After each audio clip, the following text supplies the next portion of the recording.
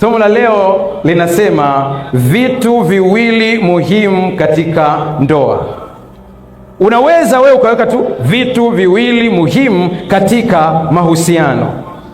Na mara tunapoongelea vitu viwili katika mahusiano ambavyo ni muhimu sana, najua akili yako inaanza kupapasa. Ni vitu gani hivyo? Sikiliza, katika vitu hivi viwili, upendo sio wa kwanza wala sio wa pili. Habari ya kwako. Nimesema upendo sio namba na wala sio namba. Ndio maana nikasema leo unisikilize vizuri, kwa sababu unaweza ukafikiria umeelewa, kumbe umeelewa. Kwa taarifa yako, ulidhani ya kwamba upendo unadumisha ndoa. Leo nakupa taarifa, upendo haudumishi ndoa. Kaa mkao mzuri, utaelewa. Kama unabisha, kauliza wazazi wako. Wamekaa miaka yote mpaka sasa hivi wako kwenye ndoa. Nenda wakaulize nini kinawafanya muendelee kukaa, watakwambia. Na mara nyingi unajua shida iko hapa. Leo jamii yetu hii tumeanza kuchukuliwa na mitazamo ya ndoa tunazoziona kwenye TV. Kwa hiyo zile za kwenye TV tunataka tukopi na kupesti tuingize kwenye ndoa zetu. Kawaulize watu ambao wanatengeneza movie, wanakuambia kwenye ndoa za TV huwa kuna take two. Hujanielewa?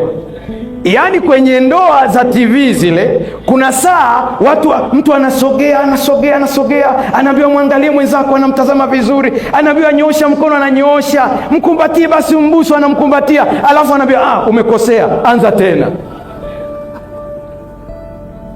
Lakini ile ndoa ya kwako ya nyumbani haina take two, ile ina take one.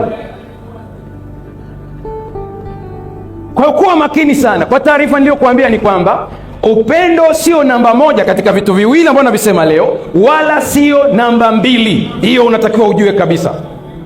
Sentensi ifuatayo itakutisha kidogo, lakini endelea kuhudhuria, huenda utaielewa. Nimetanguliza tahadhari, itakutisha kidogo. Sikiliza inasemaje, maana nimekuambia inatisha. Kwa hiyo kaa vizuri. Usioe au kuolewa na mtu kwa sababu unampenda. Si umeona inaweza kutisha tayari? Kwa hiyo kaa mkao mzuri tu, utaelewa mbele ya safari. Kuwa makini sana katika hili, kwa sababu utakuja kugundua ya kwamba watu wengi ambao wamedumu katika ndoa mpaka leo wako vizuri. Kuna hivi vitu viwili pekee vilisababisha waendelee kudumu. Unaweza ukapenda mchezo. Kwa mfano, kuna mchezo wa kucheza bao. Natoa kwa mfano. Mimi kama mshauri nasaha na mwanasaikolojia, ninashauri sana watu wacheze michezo ambayo inasaidia ubongo kufanya kazi vizuri, lakini ambayo haina madhara. Mojawapo ni mchezo kama ule wa kwetu wa Kiafrika, ule wa kucheza usolo. Ule unachangamsha akili sana. Mchezo ambao sishauri kabisa ucheze kabisa, ni mbaya kabisa, ni mpira wa miguu kabisa. Na kushauri usije ukacheza kabisa, kwa sababu katika maeneo ambayo ni muhimu katika mwili wako ni ubongo. Kuna hatari sana ya kuharibu ubongo wako. Sasa sikiliza, unaweza ukapenda mchezo wa bao, unaupenda kabisa mchezo wa bao, lakini huwezi kuucheza. Kwa hiyo kupenda kitu sio kuweza. Sio kila ambao wanapenda kuoa au kuolewa wanaweza kuoa au kuolewa. Sio kila ambao wanapenda ndoa wanaweza ndoa. Haleluya. Nimekuchanganya zaidi kidogo, tunaanza kuelewana sasa. Unaweza ukapenda gari kabisa, penda gari kabisa, lakini huwezi kuendesha. Kwa hiyo kupenda kwako gari haukufanyi wewe uliweze gari. Tunaanza kuelewana sasa. Kule nyumbani tuna watoto wawili. Mimi na mke wangu tuna watoto wawili. Wa kwanza mnamfahamu, watu wa Mwanza sana, nishamsema, ni Junior. Wa pili ni Daniel. Daniel anapenda magari kupitiliza. Yaani mimi napenda magari, ila yule amenizidi. Ni kadogo, lakini mkifika barabarani, kwa mfano mkifika sehemu waipaki magari mengi kwenye supermarket, hospitali, tukishuka, ili nijue kwamba amezidiwa na ugonjwa, hawezi kutamani gari. Hapo najua huyu mtoto leo amezidiwa, ila nampeleka hospitali, tukishuka tu anaambia baba, tukapande hili, tukapande hili, tukapande hili. Anapenda magari, lakini kuendesha hawezi. Kwa hiyo anachofanya yeye, ukifika nyumbani anataka umweke kwenye steering, anazungusha. Sasa uzuri ni huu, steering imemzidi, lakini anapenda magari ila hawezi kuendesha. Una habari, kuna watu wengi sana wanapenda ndoa ila hawaziwezi ndoa. Yaani mpaka anaota kabisa, nitaolewa lini, nitaoa lini. Haya, ukimwambia haya ndio hiyo hapo, ni miezi mitatu anakuambia sikujua. Kwa hiyo usije ukachanganyikiwa. Kwa taarifa yako nikwambie, watu wengi ambao wamepeana talaka leo, walipoulizwa bado walikuwa wanapendana. Wengi sana, wengi. Katika kazi ya ushauri nasaha, niliwahi kushauri watu wa mataifa fulani ambao walikuwa wanaishi Tanzania, Dar es Salaam, na wamekuja pale, wanaandaliwa kwa ajili ya talaka. Kwa hiyo ikabidi ni washauri wajiandae kwa talaka. Nikawashauri vizuri kabisa, lakini nikamuuliza yule mwanaume, nikamwambia mama, hebu toka kidogo. Mama akatoka, nikabaki na yule jamaa. Nikamwambia, uko serious, unataka umwache huyu mama? Anambia ndio, nataka tuachane. Nikamwambia, hebu niambie ukweli wa moyoni kwa asilimia zote, huyu mwanamke bado unampenda? Anasema nampenda. Hasa mbona unamwacha? Anasema mchungaji, hata nikikupa nawe huwezi kuishi naye, ila moyoni anampenda. Kumpenda mtu hakumfanyi awe sahihi. Na hapa ndipo vijana wengi wanakosea. Hata kwenye maombi wanapokuja kuomba, mchungaji uniombe. Nikuombe nini? Kuna mtu ninampenda, natamani huyo awe wangu. Yaani kumpenda hakumfanyi awe wa kwako. Ni mpaka uelewe vizuri mambo yanakwendaje. Kwa wale ambao wanaangalia kwenye skrini sasa hivi, wanaona mtu mmoja, kuna jamaa mmoja ameshika saa na kidubwa cha kutengenezea saa. Alivyokunja hilo jicho, kimwona utafikiri ni fundi, ila hajui chochote. Unajua kuna watu wana mikwala.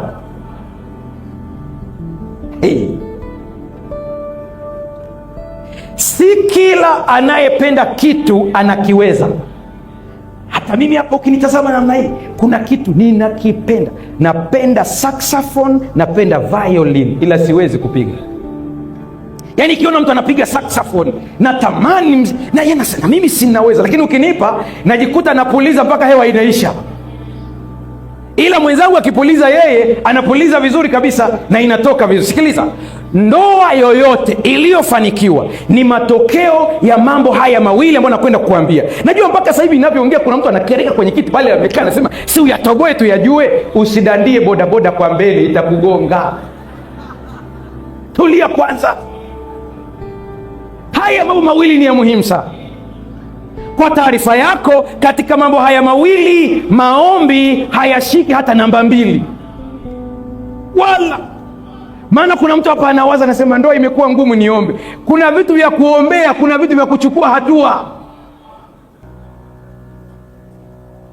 Unapiga magoti sema, mchungaji, nimefunga na kuomba, lakini nimekuta ndoa iko vile vile. Yaani Mungu anakutazama, anasema hila la kuombea, kuna vitu viwili muhimu. Sikia kitabu cha Hosea sura ya 4 fungu la 6. Biblia inasema, watu wangu wanaangamizwa kwa kukosa maarifa. Anasema Roho Mtakatifu hapo? Naongea na watu au na binadamu? Hapo amesema Roho Mtakatifu, amesema wanaangamizwa kwa kukosa kitu gani? Una habari, kuna ndoa ambazo zingepona kama watu wangejua maarifa. Sikiliza, Mithali 4 fungu la 7. Mimi nasoma kile Kiswahili cha kisasa, wewe soma kile cha kwako. Anasema jambo la msingi ni kujipatia hekima. Toa vyote ulivyo navyo ujipatie akili. Haleluya. Na ulizeni jamani, jambo la msingi hapa ni nini? Kujipatia kitu gani? Toa vitu vingapi ujipatie nini? Kuna mchekeshaji mmoja, unajua tuko kanisani, watu wanajidai hawaangalii wachekeshaji, lakini kweli wanawaangalia. Kuna mchekeshaji mmoja, na muhifadhi jina lake, akampigia simu anko, akamwambia anko, kati ya pesa na akili utachagua nini? Anko akamjibu akamwambia, kati ya pesa na akili, mimi bwana nitachagua akili. Anko akamuuliza, kwani wewe utachagua kitu gani? Sema, anko, sishangai ukisema unachagua akili. Mimi kwa kweli nitachagua pesa. Lakini wewe unachaguaje pesa? Sema, ni kawaida, kwa sababu kila mtu anachagua kitu ambacho hana. Anko akakasirika kabisa, asema, kwa hiyo umeniambia mimi sina akili? Asema, umechagua wewe mwenyewe. Mimi akili nazo, ndio maana na shida ya hela. Najua mmemfahamu tayari. Ndoa iliyofanikiwa ni matokeo ya hekima na busara. Haleluya, haleluya. Ukiona watu wana ndoa nzuri, haikutokea kwa bahati. Ndoa nzuri haitokei tu kwa bahati kwamba unashushiwa. Ndoa nzuri inatengenezwa. Haleluya. Wanaume nisikizeni kidogo. Mwanamke ambaye unayemtaka mzuri, unayemtaka wewe, kiukweli yuko akilini mwako. Mungu anakupatia bidhaa ambayo haijakamilika, uitengeneze ili ikamilike. Haleluya. Utakuwa na msongo we baba, na tutakuzika hivi karibuni kama unadhani ya kwamba umeoa mwanamke mkamilifu. Imekula kwako. Itafikia kiwango unaongea mwenyewe. Sikiliza hili, utalinukuu kwenye maisha, litakusaidia. Kuwa na nyundo hakukufanyi kuwa fundi.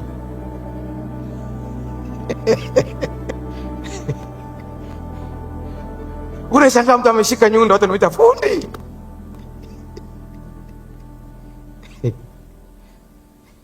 Sio kila mtu ambaye yuko kwenye ndoa anaweza ndoa. Hamna. Alafu vijana ambao hamjaoa na kuolewa, si kila sentensi ya watu waliooa unaichukua. Mtu anakuambia ndoa ngumu. Ni ngumu kwake kwa sababu hawezi kuendesha. Sasa unapewa trekta hiyo hapo, una leseni ya pikipiki, unasema trekta gumu. Ni kweli, lakini mlete fundi wa kuendesha trekta. Anakuambia mbona rahisi tu hili. Unasikia mtu anaenda kwa mzee, nataka kuoa. Anaambia unataka kuoa? Jipe moyo. Hakuna. Misali 24:3. Misali 24:3. Nyumba hujengwa kwa hekima na kwa ufahamu huthibitika. Ukiona nyumba hapa, ongelei tofali, nyumba. Sasa sikia, nyumba hujengwa kwa hekima na kuimarishwa kwa busara. Hii ni Kiswahili cha kisasa. Utaniuliza hekima ni nini na busara ni nini? Niende tu kwa haraka upate vizuri. Kabla ya hapo, Misali 4:5. Jipatie hekima, jipatie ufahamu, usisahau wala usiakatae maneno ya kinywa changu. Ikabidi niangalie hivi neno hekima maana yake ni nini. Nikaangalia dictionary moja ambayo nimeipenda sana, inaitwa WordNet Dictionary. Inasema wisdom, accumulated knowledge or erudition or enlightenment. Ni mkusanyiko wa ufahamu. Ndio hekima. Wewe unasema una hekima wakati hakuna kitu ambacho umejaza hapa. Ili uweze kuwa katika ndoa nzuri, mahusiano mazuri, tafuta ufahamu. Hekima ni ujuzi wa mambo au kanuni au taratibu, lakini busara ni namna unavyotendea kazi ujuzi ulionao. Haleluya. Hujanielewa? Ngoja nikuambie kidogo hii kusaidie. Yaani, kwa taarifa yako, kupenda ni mpaka ujue kupenda. Yaani kama hujui kupenda, hata kama unapenda hutajua kupenda. Kumbe kupenda ni mpaka ujue hivi watu wanapendwaje. Unaweza ukadhani kwamba unapenda, kumbe yule unayempenda anakuambia hata sielewi kabisa. Mara nyingi nauliza kina mama, nalalamika, anasema naona huyu mwanaume hanipendi. Namuuliza mzee, mbona mama analalamika humpende? Anasema mchungaji, simpendi wapi wakati natoa kila kitu nyumbani? Kwa sababu kwa mwanaume yeye kupenda ni kutoa mahitaji. Nipungie mkono kidogo. Lazima uwe na ujuzi wa kuwa na mume bora au mke bora. Ni ujuzi. Mke mwema ni lazima umwelewe, ujue vigezo. Lazima ujue tofauti za kijinsia kabla hujaingia kwenye mahusiano. Watu wawili wa jinsia tofauti wanaongeaje? Si kila unayemuona anakufaa. Unaweza ukajikuta mwanamke unayemuoa kwa kweli alikuwa na haki zote za kuolewa na injinia wakati we ni daktari. Sasa mke wa injinia akaolewa na daktari. Kuwa makini sana, kuna kazi hapo. Wengine wanakuwa na msongo mpaka wanakunywa pombe. Pombe haisaidii. Jifunze kanuni za mawasiliano. Kuna namna ya kuwasiliana, hii lazima ujifunze. Upende usipende, lazima ujifunze. Hosea 4:6 anasema watu wangu wanaangamizwa kwa kukosa maarifa. Yatafute maarifa. Sikiliza, kwa kuwa wewe umeyakataa maarifa, mimi nitakukataa wewe usiwe kuhani kwangu mimi. Kuhani ni mwakilishi. Maana yake kuna watu wanakutazama unavyoishi kwenye ndoa, hasa watoto wako. Kwa sababu umekataa kuzijua kanuni za Mungu, unawafundisha watoto vitu vibaya. Ndio maana katika Hosea anasema nimewakataa watoto wako. Kwa nini? Wanaenda wakiiga mtindo ulionao wa maisha ya ndoa ambao sio sahihi. Nikwambie, hata mimi unavyoniona hapa, asilimia kubwa ya maisha nayoishi kwenye ndoa niliona kwa wazazi wangu. Sikuwahi kuona hata siku moja wanagombana, nikajifunza kumbe wanandoa hawagombani. Jamani, simuwapigie makofi wale wazee wako upareni jamani kidogo. Jamani, hata siku moja. Lazima ujifunze hizi kanuni. Tukizifahamu tutakuwa na mahusiano mazuri. Tafuta hekima, tafuta busara, tafuta akili. Kosa vitu vyote, usikose akili. Kosa vitu vyote, usikose hekima. Hekima ni nguvu. Hekima itakuketisha na wakuu. Hekima itakupatia mali. Usitafute mali, tafuta hekima, maana hekima itakupatia mali. Sikiliza napokwenda kumalizia sasa, rafiki yangu, wewe kijana, wewe binti, ni wakati wa kutafuta hekima. Usiwe na haraka. Naomba tusimame wakati napoongea haya. Vijana mdoko hapa, usidanganywe na mtu anayekuambia umechelewa. Anakuambia wahi kuoa au kuolewa. Kwani kuwahi na kuchelewa ndio kupi? Tafuta hekima kwanza. Mungu atubariki. Tuombe. Baba yetu Mungu mtakatifu, mambo mawili haya tunaomba utupatie: hekima na busara. Tuelewe nini cha kufanya na tuvitendee kazi, ili mwisho wa yote utukufu ukurudie wewe. Neema yako inatosha. Kwa jina la Yesu tumeomba na kuamini, amen. Ni muda wa kuchukua nafasi yako katika meza ya HW. Tuwasilishe kwako mawazo yenye tija kwa maneno ya dhahabu, kukupa hamasa na kukujengea uwezo wa kufanya zaidi na kuwa zaidi. Welcome to the home of positive vibes.